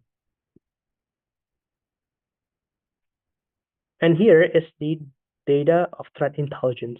So ThreatReckon will regularly send you this data for you, the intelligence, the result of their OSINT from the dark web. And we also give you latest security news that could help you to, fight back the data breach. And then we go to leak account monitoring. We don't see any data there yet, but we can change it to, let's change to 2020. Okay. Let's don't use this one. Use this one only, confirm. Search. Here, you can see there's a keyword, right? This one, it's submitted keyword to our team. If you want to add more keyword, you can talk to us, like adding more domain. So you cannot search freely, like searching other domain not belongs to your company. That doesn't belongs to your company. So for example, here we have leak account and it's CO2, leak password, and leakage date. We can see the date when it was leaked and the date when this data was detected. And this we use combined manual and machine. So there's a CAPTCHA. There's also a CAPTCHA in dark web, and robot cannot do the crawl if there's a CAPTCHA. That's why we also use human labor to manually gather the data. And the leakage path here, as you can see, probably you need, yeah. So there's a leakage path here. The IP address of the computer that was leaked. And you can see the details. CO2, leakage data, leakage type, it's compromised. CDS is a compromised data set, meaning there's info stealers that attack your devices. And leakage path here also. Where is the site that info stealer take your credentials? And here you can check if it's before confirmation, meaning you haven't acted on it, you haven't worked on it, or in progress if you are currently working on it, solving the data, meaning solving the breach data, meaning you basically updating password or resetting the computer, restarting the computer, because the stealer already there. And resolved mean it's already resolved. It's maybe already changed the password or resetting the computer. It's all up to you. And description, you can add like CTI working on it, for example, complete, like this one. Right. And you can export it to CSV. And dark web search. This one, it's if you searching like let's see what we can do here. Excluding google.com, confirm, search. For example, this onion these sites mention your company here, NSHC. I mean, this is a demo data. That's why it looks like it's nonsense. It's not useful. But in the real data, the previous summary really shows what is the context inside the dark website. It's like a snapshot, like a screenshot, what's happening. And then you can add like before confirmation in progress and also the detected date, URL. And if your company wants to visit this, well, it's not guaranteed it's still there, but you can check if you want to. That's why we give the URL, because all we do here, we just present or show the data, not verifying, but because if we verify the data, it's kind of like crossing the ethical or NDA, the agreement with the company. We just present. We're helping by showing what data is like. Dark web, it's like a ocean. You don't know which side is talking about you. You don't know which is the ocean is very wide, right? So we're trying to map it. We create a map for you. So that way that makes you easier. And accessing dark web directly, it's not recommended. There's a lot of risk. And heavy operational security needs to be implemented. And by using these solutions, these kind of tools, you will shift the risk to our company, not to you. And same here, we have the email that if you want to search an email, for example, here, if this is the email leak, meaning if an account from your company sending an email to someone, and if that email was leaked, probably because info stealers, that's also appear here. And document is the same. We also include the file value, hash value, sorry. And you can download the file if you want to. And etc. is like a audio file or any file that's not email or document. Similar domain, it's we assessing all of your similar website to your keyword. Like here, you adding the shield.com and etc. google.com, boeing.com, and you can check if they are malicious or not. And we include the similarity here. You can get the FAF icon and screenshot. Threat intelligence resources, this is the TR threat recon report to you. And security news. And here you can generate the results report in CSV style. And here you can set your own logo, and here the logo will replace the Boeing logo. And if you want an alert, if there's a new findings, you can set an email, you can set a message at message apps. If you want to Slack, Telegram, or Google Chat, you can do that here. Like notifications, alerting you if there's a new data, like web push as well. Account, this is where you can manage the account. And keyword management, it's sometimes you have subsidiary, right? If you have more than one subsidiary, you can add that subsidiary into this platform as well. And adding them, probably like NSHC. Here you can check the keyword that you want to input. Google.com, or this is the past keyword that you input, and you have to contact us if you want to input the new keyword. Yeah.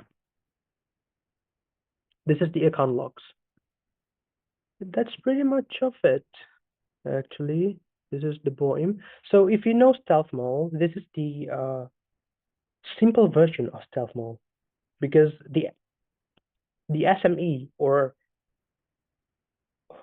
what's the like the medium enterprise, small medium enterprise, they need something that is simple and not that pricey, right? So that's why this is the kind of a simple version of Stealth Mode.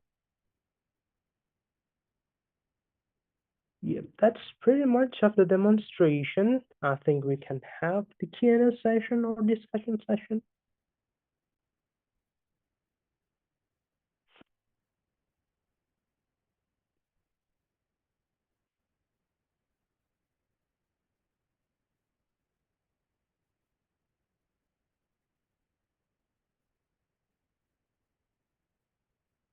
Uh, I'm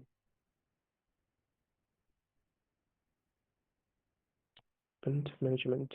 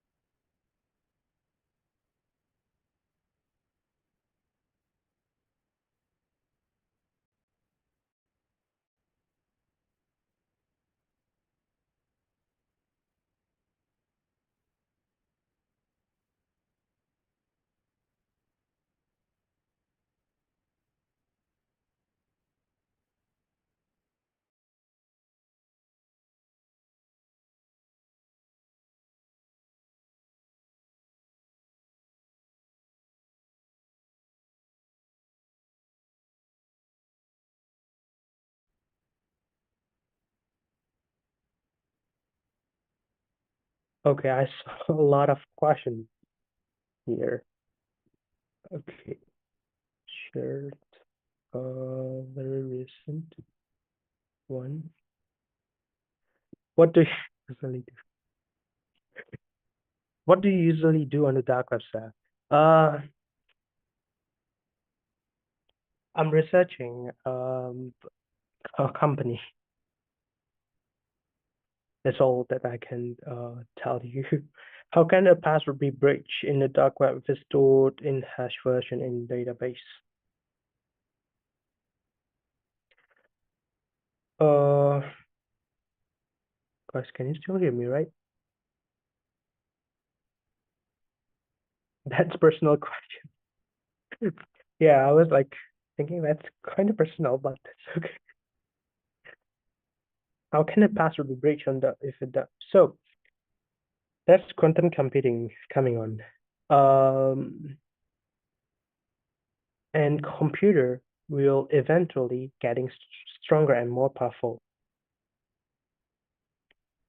Hackers, they don't think, they more think like that's as an investment for them because it's data. And sometimes I saw the password, it's not in a hash version. I mean, it's real, it's not in hash version. It's a clear text. It's a plain text because of info stealers. I hope that answers your question. What are the benefits for hackers that breach data and leak into the dark web for free? Probably this is a nation state, or they have a purpose. Mainly, they don't do this. Mainly, they do this for money. If it's for free, then maybe it's political reason, or maybe it's because they intimidate, like, hey, I have this data, I will give this for free. It's really depending on the hacker profiling. So there's a job that the job title name is hacker profiling, or a CTI also think about also researching their behavior. And this is really depends, and it's very, yeah, it really depends on the hacker actually. Been scrolling through Reddit and other forums. A lot of them said its recommendation tells us through USB boot. Is it too much, or should I stick with VM? This is an OPSEC question again, right? VM actually, it's enough. But if you need a super secure, in the real world, the real investigator, they have their own SSD. And inside that SSD, they have VM. This, as far as I learned, they have VM. And this SSD encrypted. They use encryption. And inside the SSD or HDD, they saved the snapshot of the VM.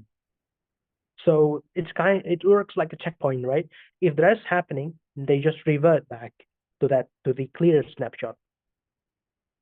So is it recommended using TLDOS, or should I stick with VM? It depends on your threat assessment. It really depends on your threat assessment. Asking like the presentation I did earlier, the special lecture, what tools you use, who's your target, and etc. etc. What are some use cases? Oh, sorry. I use to regulate you store for every task, but then more websites flag me as suspicious. Yeah. The mitigation is why you use Tor for everyday task. What's the reason? Because sometimes using Chrome is already enough if you just want to access websites. And if you don't want to be fingerprinted or tracked by the site developer, what you need is this one, Privacy Badger Chrome extension. Use this one. It will block all of your all of the trackers. For example, I give you example. I use this one, and I open this website. I'm opening the Privacy Badger. Oh, you cannot see my Privacy Badger thing. I will take a snapshot and I'll give you to the zoom. Sorry. What you need to do is this one.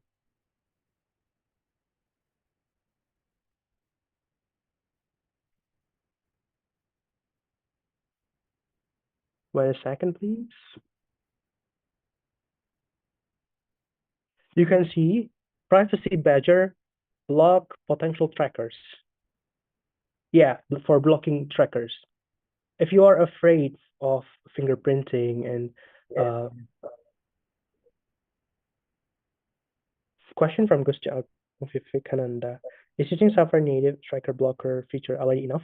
Well, I'm not using Safari, so I'm not sure about it. We'll go back to the question. Okay. Here, they will flag you suspicious because if you use different IP for a very short amount of time, they will flag that as probably like robot. Because last year, I used a IP address rotator, so it will change my IP address all the time. And I use Unix OS gateway, so it's like a double operational security. And I cannot use Chrome because all websites just block me because they thought I'm a robot. And suspicious because I use like 1 minute and then change new IP address. It's really hard to operate like that. And I haven't found any good solutions other than just use VPN, trusted VPN. What are some use cases for using AI on the dark web? Some tools, BOIM, for example, the BOIM platform, you combine it with AI, and you don't have to manually crawl or get a data like reading one by one. They will do the analysis and then present it in the better way. You can see as a reference stealth mode, and AI.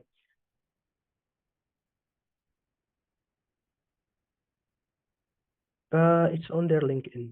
I'll give you later, because it's on LinkedIn. So it's giving you just the picture of how AI can be used on the dark web. But if you are referring to AI to search things on the dark web directly, I don't have any case on that.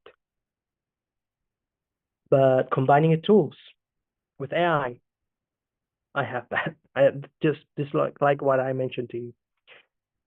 How do malware groups increase their membership? Do they openly recruit new members?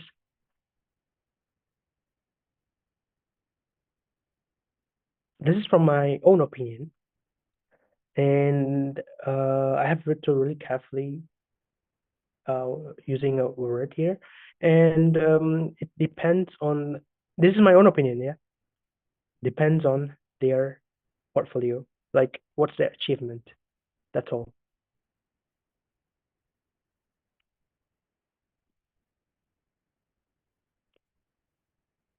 How do we exactly fully protect ourselves for surfing the dark web?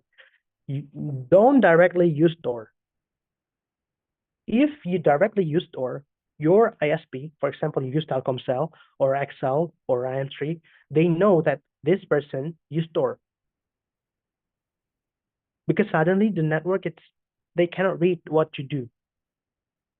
And regardless what you do, what's your intention, all they know, Tor is related to criminal activity. And if there's a case related to your country, I'm afraid they will go to you, knock your door first. So use a VPN, trusted VPN. And some says like, hey, I don't trust my VPN. But the thing is, until now, all of the investigators still use VPN. And you have to choose VPN that you trust. After using a VPN, now your connection, it's going through a tunnel or server to that VPN server, and it's all encrypted. And after that, open your VM. Using a VM, it's always recommended. And two OS that I know is Unix and TLS. And using free VPN is not recommended, honestly. It's not really recommended, especially if you are on even a paid VPN, we cannot make sure what's going on the background. What if it's free? I'm not sure. Um, and then combining a VPN with VM, that's a good OPSEC. And use that two operating system, Unix and Tails OS. Tails OS works like regular OS, but Unix it works like your extended proxy. So Unix will redirect you to their gateway, and then from their gateway to the Tor. So you have an extra layer of security.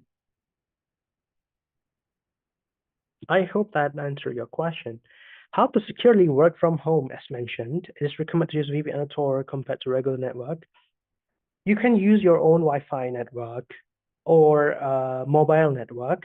That's safer than using Wi-Fi, honestly. Just make sure your Wi-Fi password is not that easy. And I think that's all. That's enough. You don't have to use VPN. You don't have to.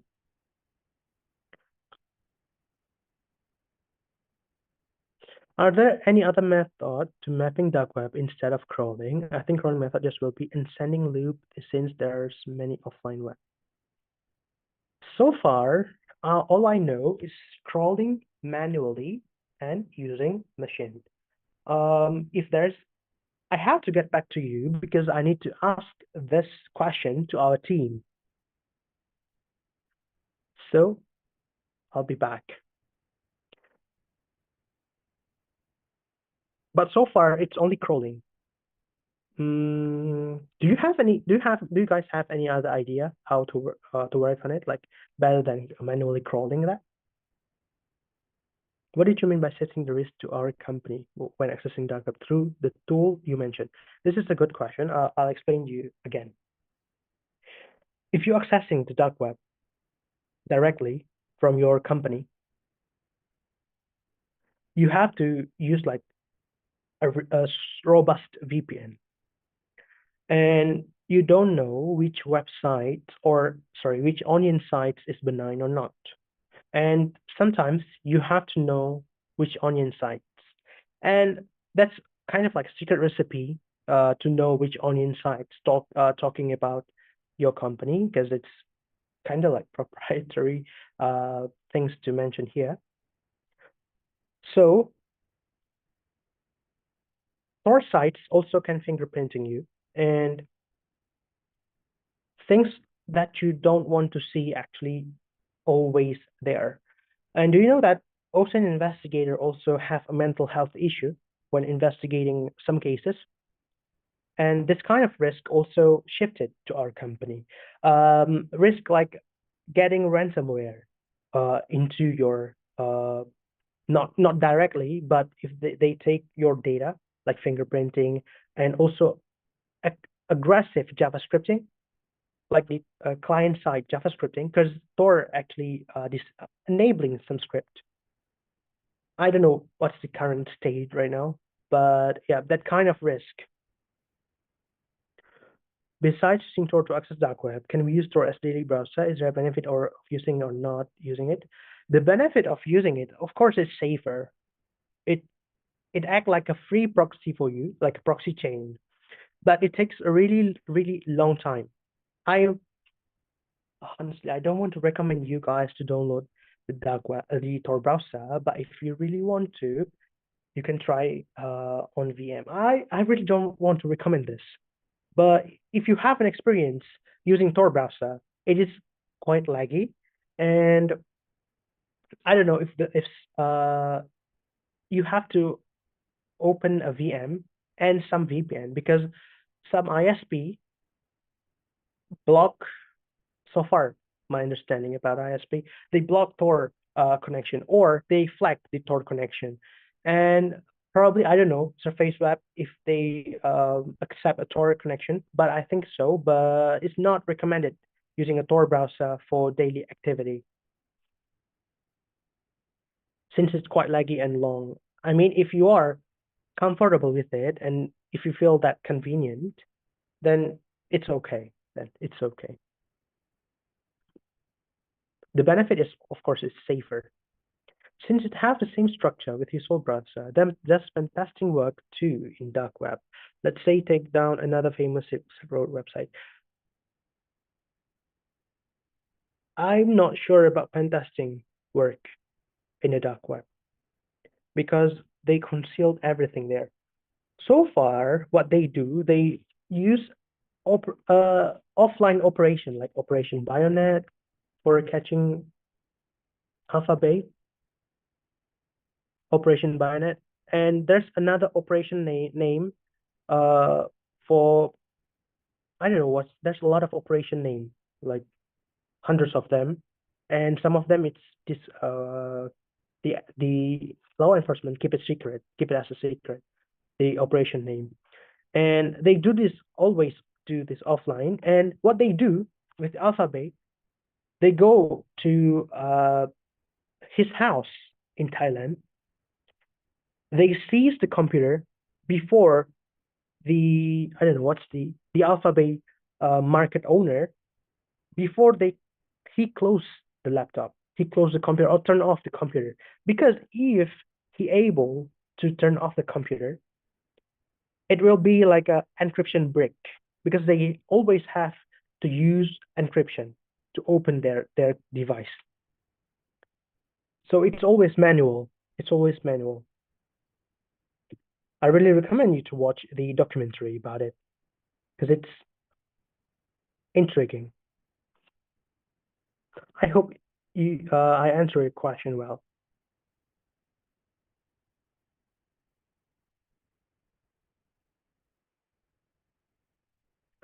Used Tor for the dark web in 2017, but found nothing. My company seems like how use Tor for the dark.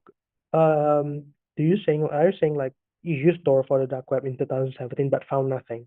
Marketplaces seems like scam. Yeah, marketplaces seems like scam, and also some marketplaces operated by law enforcement to catch scams, to catch hacker. How do you find specific info like company or account details? Well, that to answer that question, you have to talk to our technical team that works for the Boeing or Stuff Mall, and I believe that's kind of like our secret.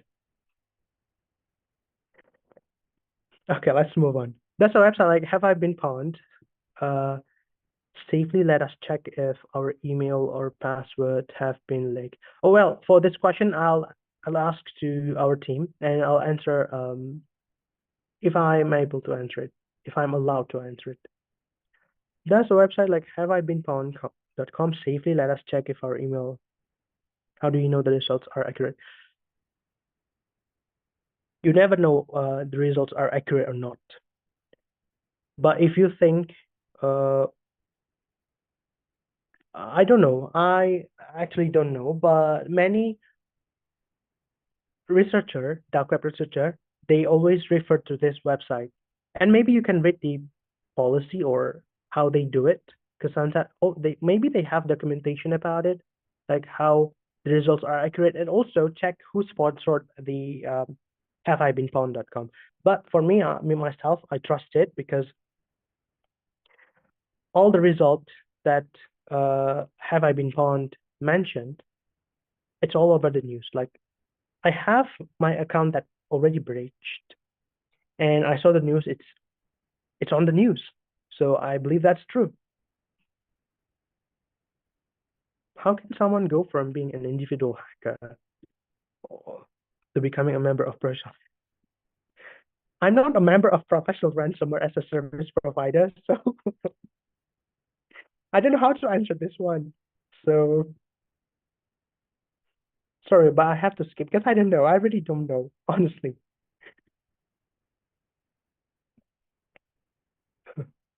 Is there a regulation for countries about do and do not for ethical hacker to accessing the dark web? Mm, I don't think so. I don't think so. But some countries they have a regulation for VPN that they cannot erase the history inside the VPN. That's why when you are trying to connect a VPN, choose a country that does not supporting this regulation. I don't know. I've heard this a while ago about this regulation. I know it's a human right, right? I mean, it's a human right. It's your privacy, but this country is just I don't understand why they think like that. But for accessing the dark web, I'm not sure, but I don't think so. What do you think is more secure and private? Using Tor network or private VPN network? Hmm? Oh, VPN. If you are accessing, I'm answering this question. If you are accessing Tor network using if you're accessing a surface web on a Tor network, your traffic outside the Tor network will not be encrypted if it's HTTP. But if it's HTTPS, it's still end-to-end encryption. Okay, now I changed my answer. Tor network is safer than VPN because only if you use an HTTPS. For VPN, there's no guarantee they don't log your the activity. But if you trust your VPN, it's faster using VPN compared to Tor network. So, my opinion, even I trust this VPN, I still trust Tor network more, much more. So Tor network is more secure, in my opinion, only if you're accessing a HTTPS. Is there a search engine in the dark web like Google? How can I know a site Is there such? How can I know site exists if it's not linked? Yeah, you never know. You never know. Some onion sites that are not sorry stated in the hidden wiki, but you can use like ahmia.fi. It's actually on the Surface Web. This one. You can type something. Sorry. Yeah, so you can choose that one, and then you can use ahmia.fi if you want to. And yeah, ahmia.fi and also Tordex and Torch or dark web search. How do you access this data? How do you access this website? Go to Hidden Wiki on a dark web. That's all. And the difference between Ahmia and others is Ahmia censored some contents.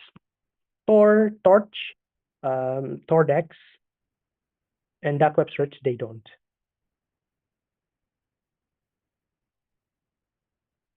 Is there any where's the last, which one is the last question? Okay, this one is already answered. Is there any case of company train their AI with data from deep web since they are like 90% intra and the performance might far exceed current best? Deep web is not indexed. Deep web is not indexed. But I don't think they can train the AI with deep web since deep web is something that have credential login, right? Credential login and subscription or something that you have to pay to see the content. So it's kind of like useless to train their AI with data from deep web. But deep web contains something that is not illegal. So it's not criminal activity. Mainly, it's all just a regular information there. Of PLC, they don't have security mindset. And if you don't have security mindset, everything is super fast. If there's security implemented, the price is the how faster you are in using that tools. So the very slow complaint, it's for the security. So you cannot make it faster. Yeah, probably I also hope that Tor browser work super fast. If we change the MAC addresses of all data after performing the action, will it still be detected? Why you change your MAC address? You don't have to. Well, I'm not sure how to answer this one because I'm not really sure about MAC addresses. I'll get back to you later, probably. But if you're talking about accessing dark web, it's really recommended to use VPN and VM.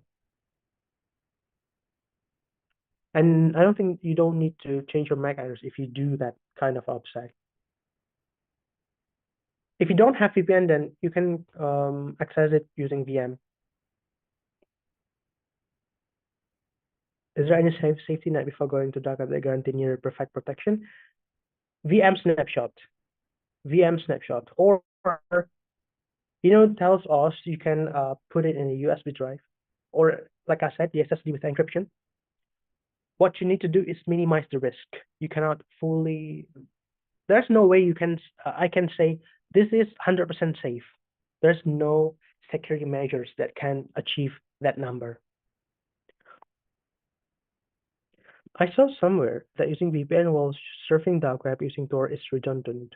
So what is the right thing to do then? Since you said we should use VPN plus VM.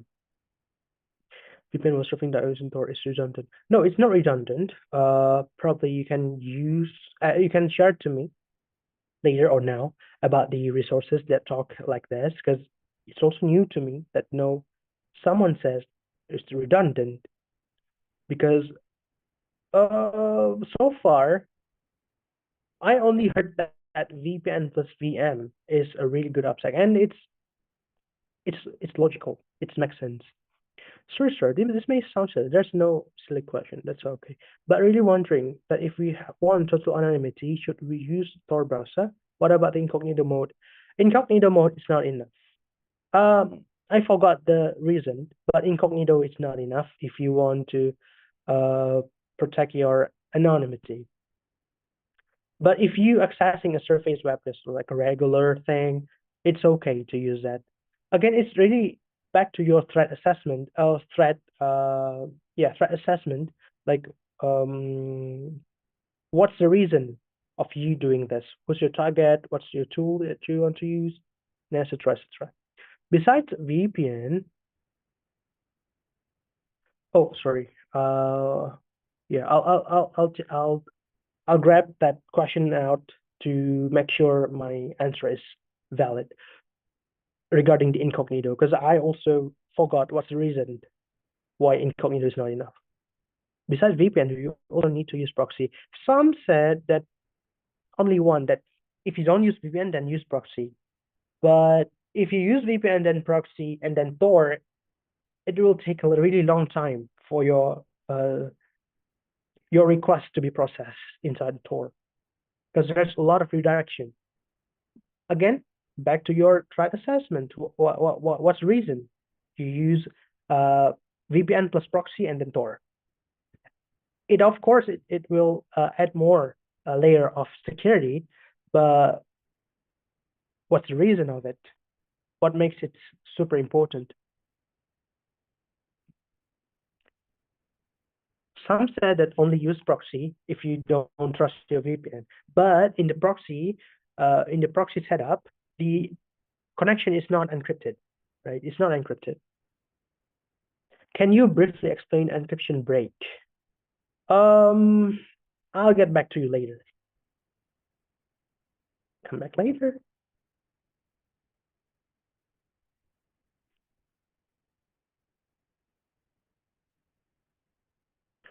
If our citizen data has been leaked on the first place, simple data, Indonesia on the recent event of cyber attack, what is the last thing we can do to protect ourselves? Change the data that is leaked. And for info stealers, I read info stealers information, like what is it and the measures. Oh, I come with the conclusion that using the paid antivirus or resetting the device, because if there's an info stealer on our device, the only thing we can do is restarting or start clean. I haven't found any mitigation if there's an info stealer, right? But if there is a recent event of cyber attack, that's only if you know there's an info stealer on your device. But if you don't know, just change the data that was breached, because what we can do is changing what was breached, nothing more. This one I passed the song. Sorry for interrupting, Mr. Song. Oh yeah. Sir, please talk in Basque for 10 seconds. I'm really curious. I'll talk to you after this one. There is a feature to use in regarding the Tor on Android. Sorry. What is the principle and common courtesy when surfing the dark web? I'll get back later. Back later. We are running out of time. Regarding on the Tor on Android, what are the key OPSEC steps to make it safe? Oh, I never use on Android. Back later. Sorry guys. You have to be fast. Some of us have some. I didn't notice the time. There's a feature to use in Tor in Brave browser. Is it safe to use it, or is it better to use Tor directly for looking in dark web? For this one, I still prefer Tor. Back later. I need not. I know the answer, but it's quite complicated. So back later. The rest I will answer by texting. And guys, I'm so sorry to take your time a lot. And oh here, oh yeah. And as a closing statement, I want to say that makasih semuanya udah selama ini apa ya, udah belajar bareng, dan makasih semangatnya, makasih udah ikutan training ini. Walaupun saya yakin juga banyak kekurangan kan. Dan hari ini mungkin kalian bakal di-share feedback form. Um, uh, Tolong jujur di feedback form itu, karena itu membantu kami untuk assess apakah training ini cukup baik. Dan saya yakin kayaknya feedbacknya kurang baik ya untuk konten learningnya, training konten yang AI. Tolong feedbacknya secara jujur, karena saya jamin itu nggak ada apa ya, nggak affect your score. Uh, Terus ya saya apresiasi sekali gitu. Kalian mau, saya tahu kalian ada yang kuliah, ada yang masih ngurusin PKKMB atau OSFAK atau OSPEK ya, kan baru masuk juga kan. Terus ada yang kerja tapi benar-benar relain waktunya buat belajar di sini bareng saya, bareng Givar dan expert lecture lain. Ya makasih sekali gitu. Terima kasih banyak. Ya really appreciate your time. Sangat-sangat mengapresiasi waktu kalian. Dan ya sama-sama Mas Davis. Dan ya itu sih yang pengen saya bilang. Dan ya good luck. Wish you all the best. And I hope to see you soon di Jakarta, mungkin nanti waktu penutupan acara ini. Dan ya semoga kita jumpanya nggak di dark web ya. Kita jumpanya in person secara langsung. Dan oke, ya terima kasih banyak. Apresiasi yang sangat besar buat kalian semua.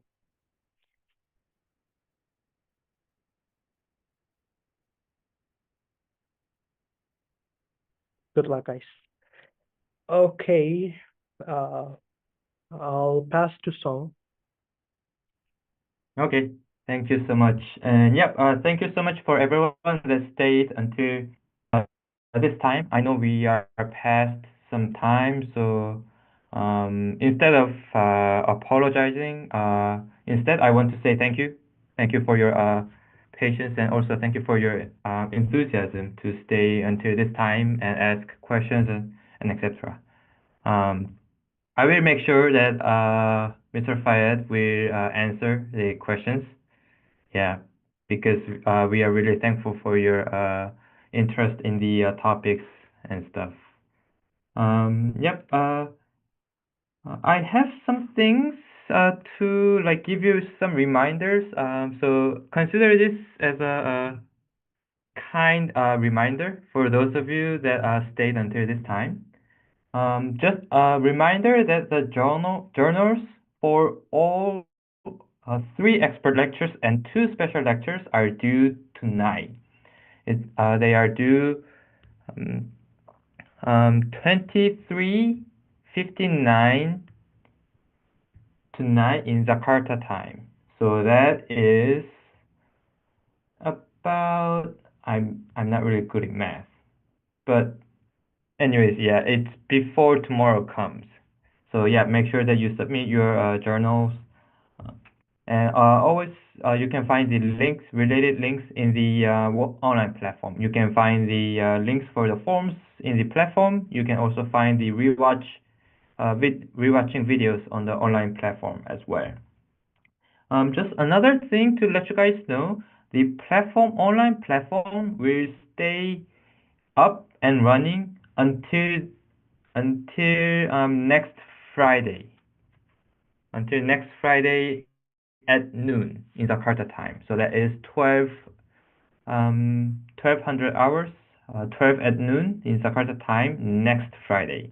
Meaning that you guys can always go back to the practice. You guys can always do the practice quizzes or rewatch the lectures, rewatch the live lectures, expert lectures, and etc. I will have that open. Okay, and also just another info. Yep. Regarding, so this was the last session for SMT SAT Program 2025 online training. And then afterwards will come the certification ceremony, which once we have more plans, once we have some concrete plans, I will share with you through Discord, through the online platform, or even through the email, so that you don't miss this information. And always, if you guys have any question, you guys can find me in Discord, or you can also find our staff in the WhatsApp group as well, the one that you guys have been using for the registration and stuff. Okay, those were all the reminders I wanted to give you. Thank you so much. Thanks, everyone. Just a last thing I want to ask you. So this is just me asking you for a favor. I have prepared the survey form. So yeah, you guys don't have to do it right now. You guys can come back to this later on, because I will have this up until next week, and then I will have the links up available in the online platform, in Discord, and etc. I don't want to force you to do this. This is not going to affect any of your results. If you don't do it, it's not going to affect you. If you do it, it's not going to affect you in any way. However, I always want to do better. I always want to provide more to you guys. Therefore, I want to hear where we did good and where we didn't do good, so that we can do better. Thank you so much, and I hope to hear your voice in the survey. It's going to stay confidential, and it is never going to affect your grading or the result of the SMT program. So you can fill it out comfortably. Okay, that's all that I wanted to say. Thank you again. Thank you so much. The grades for the journals will be coming through to you around next week, because we need to do some grading and things like that. But I will always I will keep you guys updated in Discord channel. All right, thank you so much. And all your words or your compliments mean a lot to us. So we really appreciate that. Okay, thank you, and have a great rest of the day. I hope to see you guys again soon. Thank you, guys. I'll see you around.